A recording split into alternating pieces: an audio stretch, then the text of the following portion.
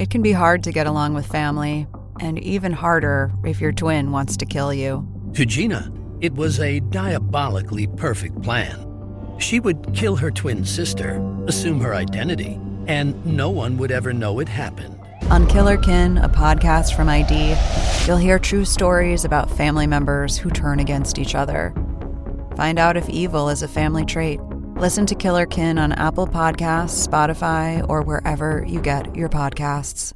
What goals did you set for 2025? If better sleep is one, Symbiotica's magnesium L-threonate helps you wake up refreshed. For gut health, their glutathione supports digestion and reduces bloating. Symbiotica is one of the most transparent brands out there, never compromising on quality or sourcing. Their products are free from seed oils, preservatives, toxins, and artificial additives, something you can taste and feel in every packet. Go to Symbiotica.com and use code iHeart for 20% off and free shipping. That's Symbiotica.com, code iHeart.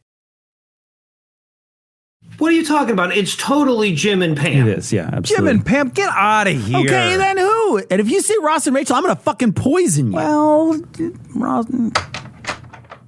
And then we jump out and start our new life as podcast millionaires. Right? Jesus Christ. What are you guys doing? Oh, hey, Cecil. Eli and I are going to be rich. Dude. I mean, we're nothing. Did someone say rich? I'm in. I want to be rich. On the off chance that this one is the good plan, I'm also in. Right? Okay, fine. I'll let you guys in on it. So I got a buddy, right? And he found out where iTunes keeps their downloads. Yeah. Untraceable stacks. Yeah, so the plan is all Heath and I have to do is scale the 24 floors to the vault, wriggle our way through the poison vents, and bam! Mark Maron money, baby. I don't think Mark Maron has that much money. You think he'd be happier if he did, right? Guys, scaling 24 floors, wriggling your way through poison vents, there's no way. You're just going to end up dead. And besides, I don't think iTunes keeps hard, untraceable copies of their downloads. I mean, have you seen how the ranking system works, Cecil? Yeah. I mean, that's fair. It could be paper-based. You know, that's true. So are the vents filled with poison, or are you just not supposed to lick them? Both. Yes. Okay.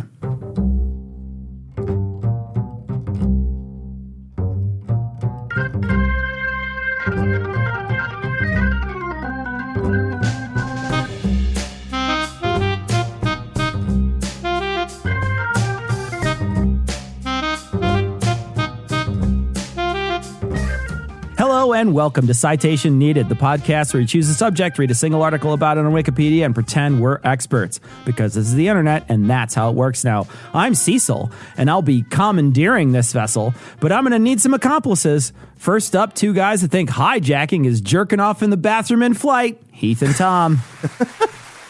Well, there's no I in team, Cecil. But there's two in Mile High Club. So.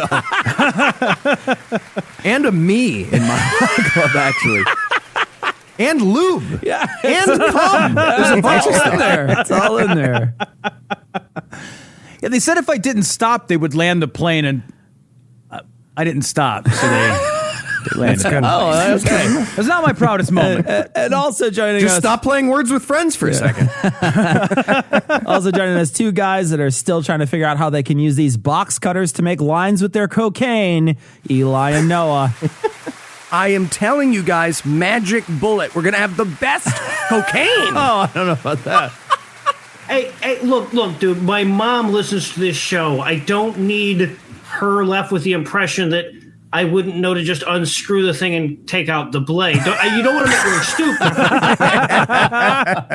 stupid. Patrons, every week we ask you to donate, and some of you still haven't done that. And I can see how not giving these other guys money is okay, but I have to edit. That means I have to listen to this show at least twice. That's got to be worth something, folks.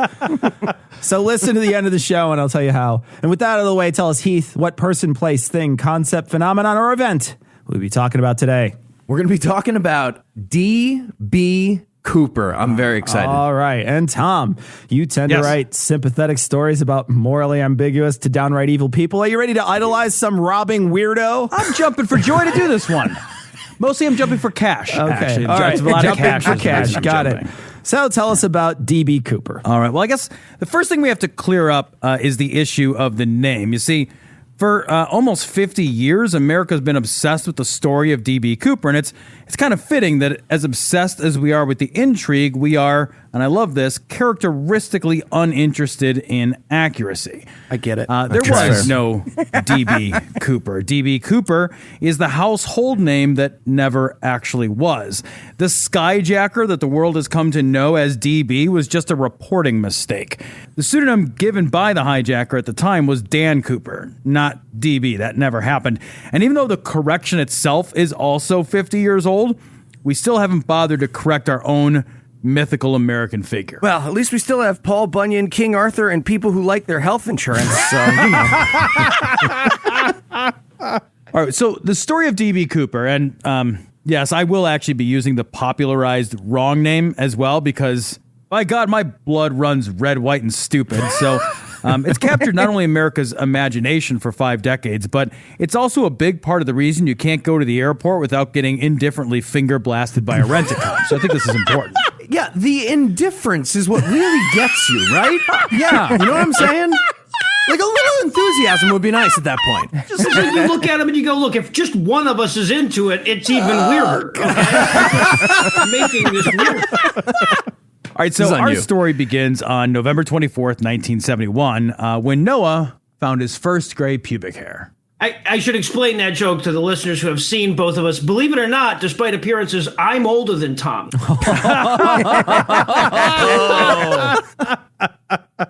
So on that date, a man approached the desk of Northwest Orient Airlines in Portland, Oregon. He bought a one-way ticket to Seattle.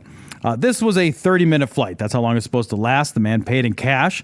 He was described as middle-aged. He carried a black attaché case. And as I mentioned earlier, he identified himself as Dan Cooper because it was 1971. That was all that you needed to buy an airplane ticket. No ID was required. And the cash means there was no formal paper trail. Yeah, can I get one ticket to Seattle? And can I put this cocaine in the overhead or do I have to check it? I'm not sure where. Sir, it's 1971. You can do bumps off the pilot's dick if that's your thing. So D.B. Cooper boarded that flight. It was a Boeing 727. He sat toward the rear of the cabin. I tried to Google the 727 to see what it might have looked like. And the 727 is still in use today, so you'd think that would be more useful. Problem is when you look at pictures now, it looks like a pretty small jet, maybe 18 to 20 rows, configured 3 seats, an aisle, 2 seats. In 1971, it was probably something like 2 seats, an aisle, a stewardess, a smoking lounge, a whiskey cart. Yeah. It's a different world, guys. Thalidomide kiosk. Still, this is not a tiny jet, but it's also not one of those massive 2-story monsters that spit in the face of God every time they take off. Yeah, when it's the 737 MAX, sometimes he spits back. So DB himself was described as somewhere in his mid-40s, wearing, I love this, a business suit and quiet. He ordered a bourbon and soda, which is proof, obviously, of his villainy before the flight took off. Because, again, this was the 70s when flying was something civilized and not the desperate act of personal transportational self-flagellation that it is today. Right? Like the stewardess has anything to do pre-flight other than shoulder slam carry-on bags into the overhead to get them stowed, right? Come on, get the fuck out of here. So not long after takeoff, Cooper made his move. And I love this. This is so classic 1970s, right? This middle-aged would-be hijacker passed his hijacking note to the stewardess, who was, I guess, so used to being clumsily hit on by middle-aged men handing out indecent proposition notes that she just absent-mindedly slipped it into her purse, unopened and unread. And she just turned to walk away. She's like, no, again. He drew a dick pic really quick. He was like, here you go. So this exasperated Cooper. He had to lean toward her and whisper. And again, the politeness. This is just amazing. He said, "Miss, you'd better look at that note. I have a bond." All right, ma'am. Yeah, this is weird to say out loud. Now I have to though. But Do you like my bomb? Yes, no, maybe. Please circle one. You have to circle one. It's a bomb. Every time we go out to eat, the waitress does the same thing with Eli's 437-page dietary restriction manual. So, Okay, is it really so much to ask the pH of everything I eat? Yes, Yeah, it is. absolutely. It It's is inappropriate ridiculous. every You time. sound just Yeah. like her, but you're not crying. So the exact wording of DB's note is unknown because, I don't know, maybe he felt rejected, but he took his note back from the stewardess after he passed it to her. The stewardess, Florence Scheffner, later recounted that the note was printed in all caps using a felt pen. It indicated that he had a bomb in his suitcase and asked her to sit beside him. So Florence took a seat next to Cooper. And again, this is amazing. She turns to him and asks to see his bomb. So, I don't know, like probably elated, Cooper slowly opened the latches of his case to reveal 8 red cylinders all taped up to a great big battery. And as you can see, I made all the wires the same color, so there's no way to foil me. So Cooper then closed up shop and he gave his demands. He wanted $200,000 in cash, 4 parachutes, 2 primary, 2 reserve, and a fuel truck waiting in Seattle where they were going to land. Florence excused herself from Cooper and relayed the situation to the pilots. When she returned to Cooper, he was calmly sitting in his seat, but now he was wearing large, dark sunglasses. Mission fucking accomplished, bitches. when she reopens the note, it just reads "deal with it," and she looks back up, and the glasses are slowly falling into place over his eyes again. So the pilots then relayed the demands and the bomb threat to air traffic control, who of course told all the federal and local authorities. And the president of the airline, Donald Nerob, was contacted and was like, "Oh, hell yeah, give him $200,000. We're Northwest Orient, the airline that will last forever." Even our name will always be a great idea. I know. I know. So all the employees were told to cooperate fully with Cooper. The airplane circled Seattle for 2 hours while everyone scrambled to get the parachutes and the money. And because it was 1971, the other passengers in the plane had to be lied to about what was happening because unplanned, interminable, and inexplicable fucking delays were not yet just part of the expected flying experience. Well, okay, so is it just me, or is whatever you do, don't make this hard on him a weird stance to take in this situation? Precedent to set. So while they're circling above Seattle, Cooper continued to interact with the staff. He ordered another bourbon, which again, he fucking ruined by mixing with soda. He paid for the drink and he tipped the stewardess that brought it to him. That stewardess, Tina Mucklow, described him as polite, calm, and well-spoken. She said he was never nervous or cruel or nasty. She thought he was thoughtful and calm all the time. And I love this. He even offered to request meals for the flight crew since they were now going to miss their dinner because of all of this. The 70s are amazing. He's just like, yeah, and I'll have a carton of Pall Malls and a wheel of cheddar waiting for everyone. This is all over. We'll have a key party, whatever you want. I don't know. So the FBI gathered together all the ransom money. They had to cobble it together from several local banks. The money itself was unmarked, but most of the serial numbers began with an L, which meant the money was from the Federal Reserve in San Francisco. All the bills were photographed so they could be traced later. Initially, he was offered military parachutes, but Cooper demanded civilian chutes with manual ripcords, which the FBI obtained from a local skydiving school. Once they let Cooper know that his demands had been met, Cooper cleared the plane to land and had the pilots taxi the jet to an isolated but brightly lit part of the airport. I'm not supposed to say this, I'm sure, but fuck, man, I'd bring on a bomb just to dictate what gate we pulled in. It's worth it. So once the money and parachutes had been delivered, Cooper let everyone off that wasn't part of the flight crew of the plane. Now, I don't know why, but he kept a flight attendant, so I'm guessing so he could order more of the ungodly bourbon and sodas. While the plane was refueling, Cooper gave the details for part 2 of his plan to the flight crew. Well, I'm sure the audience is thinking what I'm thinking. What drinks will this guy order after the break? Stick around and find out.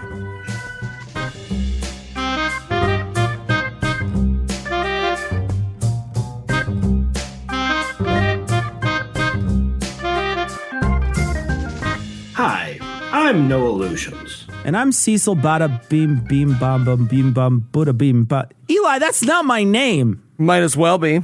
Okay, whatever. Anyway, a story like DB Cooper's is such a part of its time that we here at Citation Needed Podcast couldn't help but wonder what would happen if he tried the same thing today.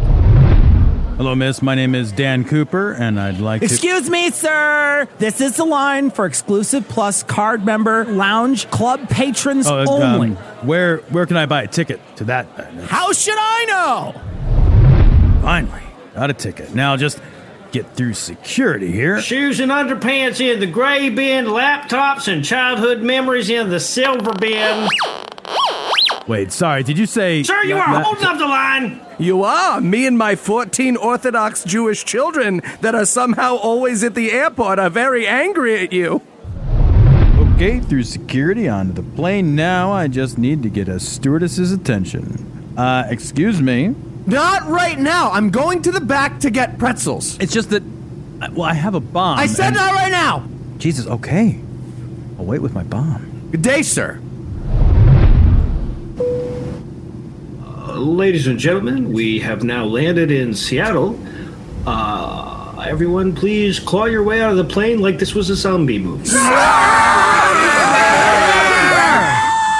Maybe I'll try the bus next time. It's better service.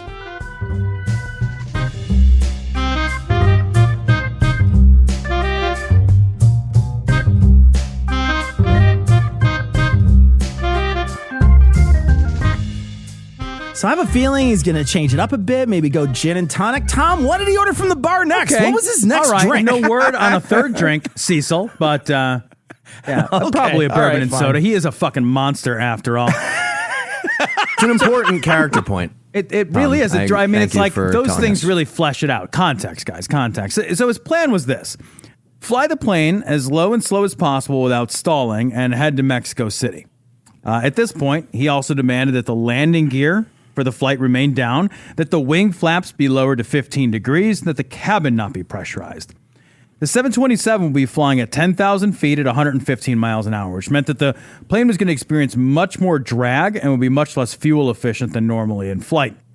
At this altitude and speed, the plane was going to need to refuel before getting to Mexico City, so Cooper and the pilot discussed options and settled on Reno, Nevada, which is always settling, so that made some sense. I mean, look, if he was going for murder and methamphetamines, it's a great compromise. I'm just saying, it is.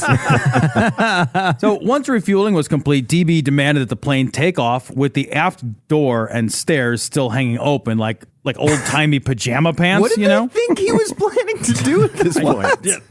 It seems pretty obvious. Personnel for Northwest Orient objected. They said that this was unsafe, but then Cooper reminded them that the bomb he was carrying was rather much more unsafe than the back door. Yeah, but even with the bomb in it, Boeing doesn't issue the recall. It's crazy. It's crazy. Well, they ultimately agreed, though. Cooper consented to close the door once they were in the air. 5 military aircraft were scrambled to shadow the Skyjack 727, all of them flying out of visual sight of Cooper, some flying just above, others just below the hijacked aircraft. He jumps out, just smashes into the windshield of the jet right below him. Right away. So once the flight was in the air, Cooper instructed Mucklow to get in the cockpit with the flight crew and to shut the door. Now, while she was heading back to the cockpit, she noticed Cooper beginning to tie something around his waist. Several minutes later, a warning light in the cockpit indicated the aft air stair apparatus had been activated. And again, I love this.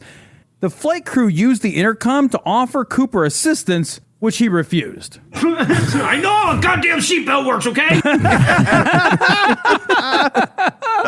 I honestly don't know how any of that safety equipment works. I've been on planes a bunch of times. Seatbelt, yeah, but like the other stuff, I have no idea. That shit's all a farce to make you feel better. None of it is going to help at all. So the crew then noticed the change in the air pressure, indicating that the back door of their airplane was now open. Several minutes after that, the plane bounced a little bit, enough to require a slight correction to bring the plane back to level. And 2 hours later, the plane landed in Reno with its ass hanging open and without DB Cooper. Yeah, that bounce was DB celebrating his windfall. That was definitely So the FBI began their investigation. Among many, many pieces of mundane, boring physical evidence they collected, they recovered from on board the airliner Cooper's tie. Because remember, he was wearing a business suit when he jumped out of this airplane. The tie they recovered was a fucking clip-on tie. So possibly the most successful for-ransom airline skyjacker of all time was wearing the business equivalent of Velcro shoes when he did it. All right, I'm like 50-50 this was Eli somehow. I know the time doesn't make sense, but somehow this is Eli. Are you sure the bourbon and soda wasn't a tomato juice at 98.6 degrees exactly? Guys, I hate to be the one to debunk this, but Eli doesn't have a collared shirt that closes all the way around his neck. Where's he going to clip the tie? It's fair. Cecil, you simple fool. I paint one of my chins white and I clip it there. Okay, all right. Check. Mate. You don't have to paint any part of you What color white do you for it think to your be chins white. are? Beard. They're beard. It's true. It's a good trick. So even though they had 5 fucking airplanes watching this airliner, no one actually saw Cooper jump out. So trying to figure out where the search area should be was incredibly difficult. They didn't know exactly when he jumped, how long he might have waited to pull the ripcord, or even where exactly the winds might have moved him once he deployed the chute. Using the time when the plane kind of bounced a bit as the time that most likely indicated when Cooper jumped, they had at that moment been flying through a heavy rainstorm over the Lewis River in southwestern Washington. Yeah, so, guys, he's in a place that begins somewhere between Seattle and Reno. Good luck. Yeah, no shit. So based on this, they began searching the area on the southernmost outreach of Mount St. Helens near Lake Merwin. And I've actually been to Mount St. Helens many times in the surrounding area.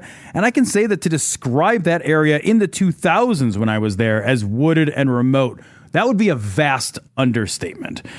Nonetheless, the FBI and Sheriff's Department went full Tommy Lee Jones. They had dogs and helicopters. They searched the mountainous woods. They went door to door to every residence in the suspected drop zone. They found nothing. No parachute, no dead guy missing a tie, nothing at all.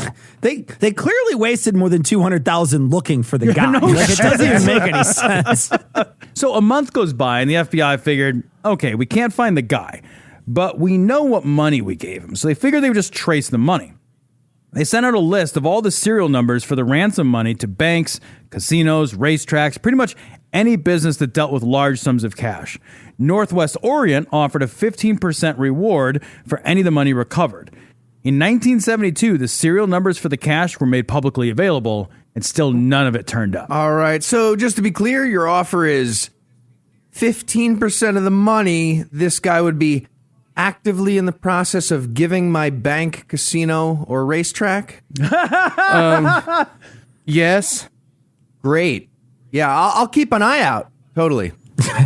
You will? No. What? So in 1973, the Oregon Journal republished the serial numbers, and they offered a $1,000 reward to the first person to present a bill with one of the Cooper serial numbers on it. The Seattle Post-Intelligencer flexed and made a similar offer, but with a $5,000 reward.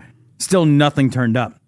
In 1975, giving up any hope of recovering the money, Northwest Orient's insurer paid out the insurance claim to Northwest.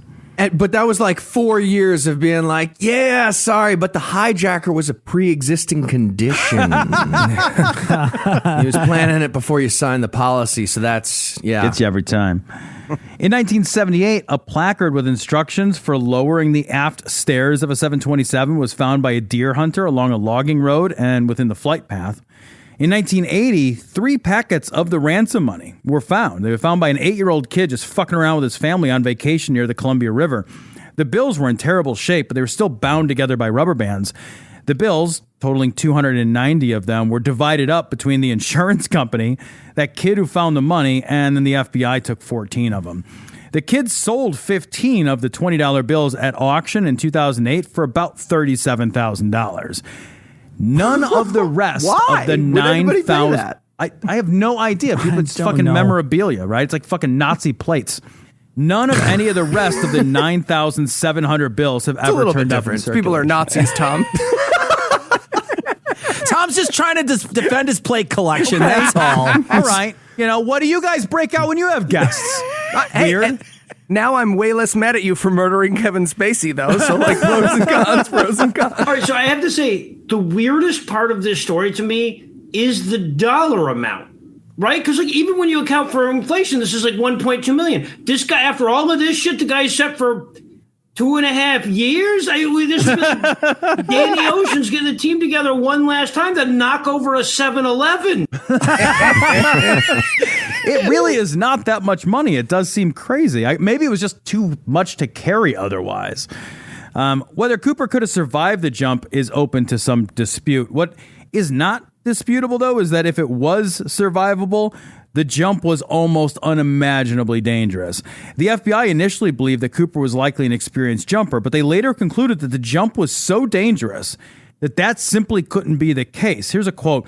"No experienced parachutist would have jumped in the pitch black night, in the rain, with a 172 mile per hour wind in his face, wearing loafers and a trench coat." I mean, to be fair, I'm one of those weirdos that thinks jumping from a plane, regardless of wind speed, is unimaginably dangerous. So, yeah. So there's almost no reason to believe that he survived. He survived. He did not request a helmet. The temperature was 15 fucking degrees Fahrenheit. Didn't survive. And it was raining. He was jumping without knowing the conditions for the landing zone into what was very likely trees or rivers or lakes. That's all that's down there. He had no gear. And the conditions that he was jumping in, the FBI doesn't actually believe that his chute would open.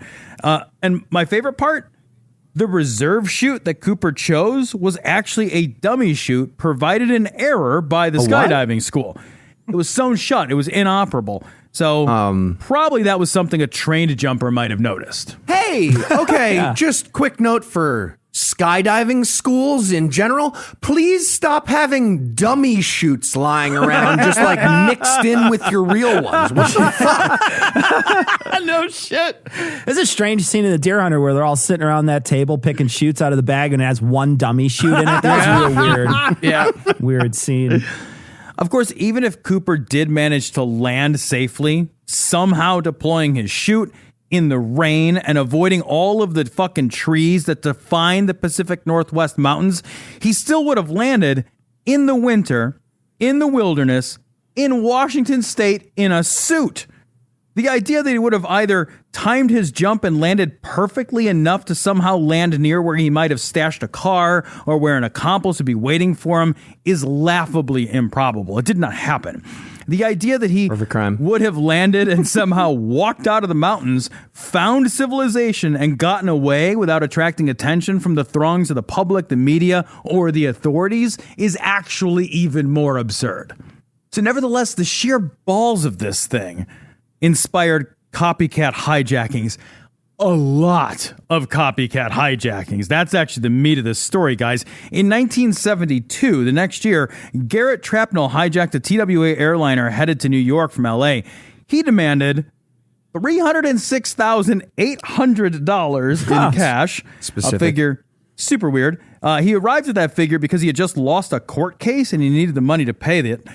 He also wanted the release of Angela Davis, a Marxist political activist, from prison, and the release of one of his buddies, also from prison, because, you know, fucking while you're at it. And then he thought maybe he'd be in trouble for all this, so he'd like a formal pardon from President Nixon. Right? It's foolproof if he pardons me. Sure. Instead, the FBI just shot him and took him into custody and sentenced him to life in prison.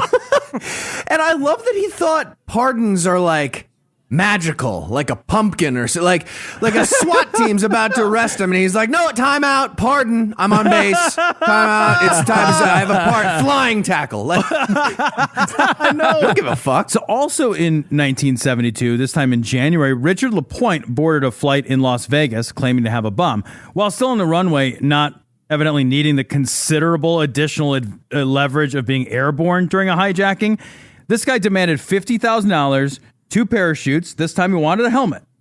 He was given his demands. He released the passengers, and then he ordered the plane to fly toward Denver. They land in Denver, and he's just like, fuck, all right, I keep messing up the order of the plan. I'm not. He just dives out the window onto the tarmac. Okay. No, that was still. All right. He pulls the ripcord. So he successfully bailed out of the plane in northeastern Colorado, but authorities literally just followed his footprints in the snow and caught him like 2 hours later. That's I just hope fantastic. the police followed his footprints with like an oversized magnifying glass. That would be amazing. That would be amazing. They find him and he's just like, me? No, I'm just on a ski trip with my money. Get off me. I'm on base. I'm on base. It's funny because there were initially like 2 sets of footprints, and then they just apprehended Jesus carrying him along. It was like a whole thing. In April of that same year, Richard McCoy hijacked a flight leaving Denver, and he bailed out over Utah with $500,000 in ransom. He landed safely, but he was caught 2 days later. Frederick Hahnemann got a little more time. He used a gun to hijack a plane in May of 1972. They flew that fucker all the way from Pennsylvania to Honduras, where he bailed out and landed with $303,000. The FBI put a bounty on him of $25,000, which made his life in Honduras impossible, and he ultimately surrendered to the U.S. Embassy 28 days later. Oh, man. If only the number 303 was bigger than 25. Wild again. Well, right, but if once Honduras has more than 12 guys who want that bounty, I see how this can get tricky. Right? In June of, and again, I am not making this up, also 1972, Rob Hetty hijacked a United Airlines flight, ransomed his way into 2 parachutes as well as $200,000. He jumped out near Washoe Lake, about 25 miles south of Reno. Police found his car with a bumper sticker on it that read United States Parachuting Association, parked near that lake, and they just waited for him and arrested him when he went to his car. He's floating down. He just sees the giant circle of cops. He's trying to eat 200 grand. Later that same month in June, Martin McNally hijacked a plane headed to Tulsa. He ransomed himself up $500,000. He got some parachutes, bailed out over Indiana. He made it a few days on the run, but he was arrested in Detroit. Well, which is honestly just as enjoyable as anything else that you would do in Detroit. That's true. In 1972, there were 15 parachute copycat hijackings. They're just running into each other at the airports. Oh, are you doing They take the wrong briefcase, but they're both bombs. They're like, oh, wow, that's fortuitous. Oh, this is good work. You do Yeah. nice work. Who's this? Dude, you got to color the wires all the same, I'm telling you. None of these were ultimately successful. In 1973, luggage began to be searched, and the incidence of skyjackings for ransom plummeted to 0 until 1980. In 1980, Glenn Tripp hijacked a flight, again in Seattle. He demanded $600,000, 2 parachutes, and he also demanded that his boss be assassinated. Awesome. A flight attendant spiked his alcohol with Valium, which I guess she just had, and then a very weird standoff, I guess, continued. 10 hours of negotiating later, Glenn had reduced his demands from $600,000 in an assassination to 3 cheeseburgers and a head start getting away. He did not get away, but somehow he got probation, probably because the whole thing was so fucking ridiculous. And in 1983, he again hijacked a plane, this time demanding to be taken to Afghanistan. But the FBI just saved him the hassle and shot and killed him instead. Oh, Jesus. Tricks on them. He dressed his boss up in his clothes, so it totally worked. Long con. I like that he tried his terrible plan again. I know, exactly. He's sitting there, okay, this time no drinks with white dust at the bottom, and my floor is 5 cheeseburgers and I'm dead. Okay, I'm dead. So it was really because of all this crazy bullshit that airport security even became a thing. Luggage was being searched, peepholes were installed on cockpit doors, and then the 727 was retrofit, so you couldn't open the goddamn back door of the thing while it was in flight. Probably a good move. The security precautions that were put in place in 1973, they would not be substantively revised until the changes and restrictions that went into effect after 9/11. One final note. Remember that reserve chute that turned out to be a dummy, the one that was sewn shut? So that dud of a parachute came from a man named Earl Cossey, who owned the skydiving school. In 2013, Earl was found murdered in his home. Interesting. Oh, Jesus Christ. Nobody has been apprehended for that murder, especially not D.B. Cooper. He's already dead. Of course Just not. saying. He's too smart. Oh, God. If you had to summarize what you learned in one sentence, what would it be, Tom? If you're going to jump out of an airplane, wear a business suit? I'm not really sure. All right. Yeah, that's fair. Yeah, they didn't learn anything. All right. And are you ready for the quiz? Well, my clip-on tie is spring-loaded for comfort. Let's do this thing. All right. All right. I'll go first. Tom, which of the following is a true detail about the aftermath of the D.B. Cooper story? A, the FBI questioned a guy named D.B. Cooper in Oregon, and he was like, "You're all stupid. Wow. You should question me last of all the people in the world." B, D.B. Cooper went on to become the protagonist of Twin Peaks. Yep. C, the writers of Mad Men were planning to make the big reveal at the end of the show that Don Draper was D.B. Cooper, but everybody in their audience guessed it early, and they definitely rewrote the series finale without that part for spite. The best reason. Or D, the FBI had a dedicated agent on the D.B. Cooper case until 2016, when that guy was like, "Please stop paying me to watch sovereign citizens reenact this whole thing with G.I. Joe action figures." This is like, it's so dumb. Yeah, those are all distressingly true things, actually, except for maybe That is correct. Yeah. All right, Tom, what tunes did D.B. Cooper use to psych himself up for the big caper? Was it A, Gonna Die Now? That's the theme from Land Somewhere Rocky. B, I Fall to Pieces by Government Patsy Cline. Patsy Cline's pretty good. C, Bone to Boned by Aeroplane Smith. That's terrible. It's so terrible. Or D, I Believe I Can Fly. My favorite part of this is that after the I Believe I Can Fly, you wrote in, "This is a song by R. Kelly." So I'm going with that one just for the explanatory exposition that you... Just trying to set everybody up for jokes. Okay. What's the name of D.B. Cooper's board game, Tom? Yes, sir. A, Kerplunk. B, Shoots and Splatter. C, Splatter. Geronimo. Or D, Candyland. Oh, Candyland.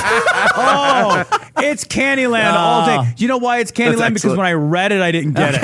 That's why it's Candyland. Okay. Oh, it's brilliant. All right. That's brilliant. I bow to you, D sir. it is. Bow It's to you. always the D. He can sneak him in. Even when we see his goddamn script, he can still sneak him in. Well That's amazing. played.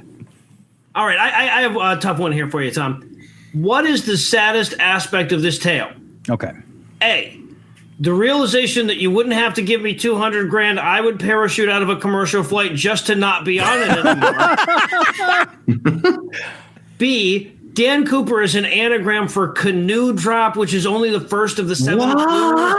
Yeah, and there's 6 other Interesting. to find the money, but the misreporting fucked up his whole scavenger hunt.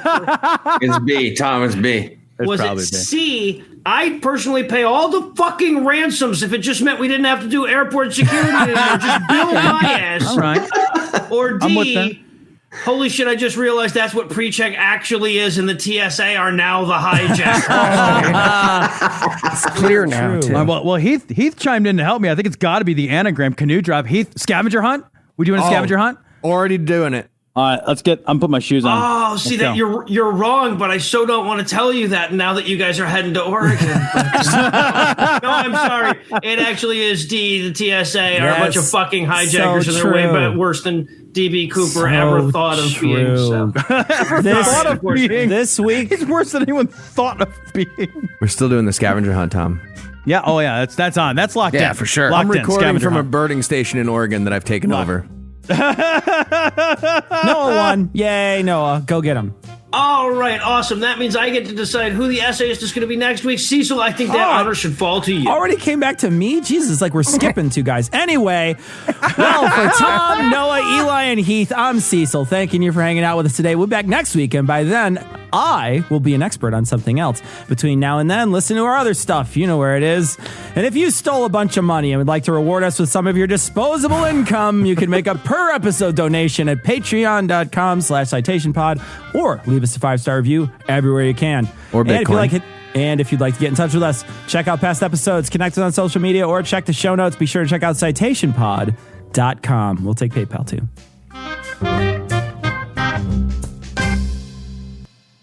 So then I karate kick this guy in the neck, right? But as I do, I throw my ninja star to knock out the camera on the far wall. This is important. Maybe we'll just ask nicely, and everybody who hears this will take a minute to give us a good review on iTunes. It's free, and it really does help the show. Be realistic, Noah. Really? No, that's fair. So you're saying the ninja star right to the... Yeah, knocks out the camera. Yeah, so when do I use my nunchucks? When the weremonkeys are asleep from the gas. I told you this. Fine.